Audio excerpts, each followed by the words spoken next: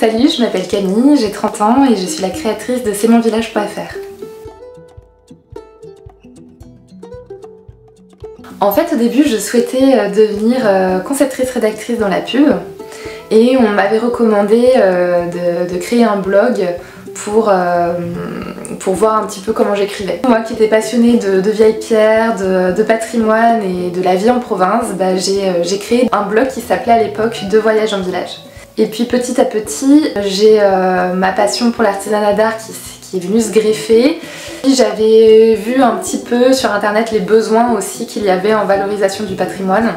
Et donc toutes ces petites choses mises bout à bout, je les ai réunies dans un site et c'est comme ça qu'est né c'estmonvillage.fr. C'est mon village, il faut vraiment le voir comme un art de vivre à la française dans sa globalité. Il y a une partie où je visite les villages et je les présente à travers une petite émission qui s'appelle C'est mon village.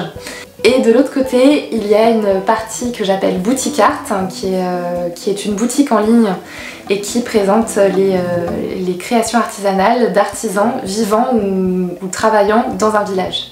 Je trouvais ça super touchant en fait que quelqu'un qui achète une création artisanale se dise « Ah bah c'est là où j'ai vécu mes meilleurs souvenirs en famille, c'est un village que j'ai adoré visiter, etc. » Et ouais, je trouvais ça super touchant de valoriser ce savoir-faire français un peu plus reculé, un peu plus rural et qui procure des émotions.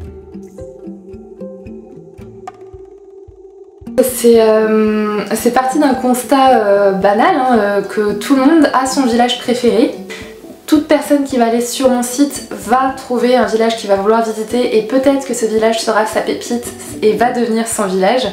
Et je termine toutes mes émissions en disant c'est mon village mais c'est avant tout le vôtre, parce qu'en fait à ce moment-là quand je visite le village c'est vraiment mon coup de cœur, c'est vraiment le village que je souhaite valoriser et partager. Donc au final tout le monde peut s'approprier c'est mon village, donc c'est chouette.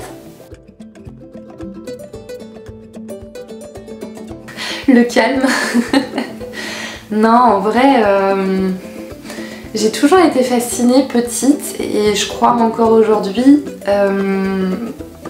par le fait qu'il y ait dans des villages il y a un ou deux commerçants quand t'as la chance d'en avoir un, et pourtant il y a des gens qui continuent à vivre leur vie loin du tumulte parisien et des grandes villes.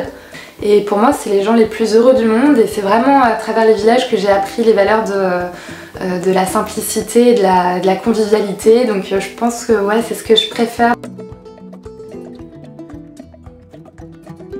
Oh, c'est impossible à choisir. J'ai vraiment un cœur d'artichaut pour les villages et le patrimoine français, donc c'est hyper compliqué de choisir. Mais je vais quand même en citer un parce que c'est celui qui, je pense, m'a donné un peu plus ma passion parce que je le visitais tout le temps quand j'étais petite. Il est hyper touristique, c'est le Castelet dans le Var et je l'adore. Quand j'étais petite, les petites ruelles, toutes les petites boutiques artisanales, voilà, c'est ce que je préférais. Donc pour n'en citer qu'un, ce serait vraiment celui-ci.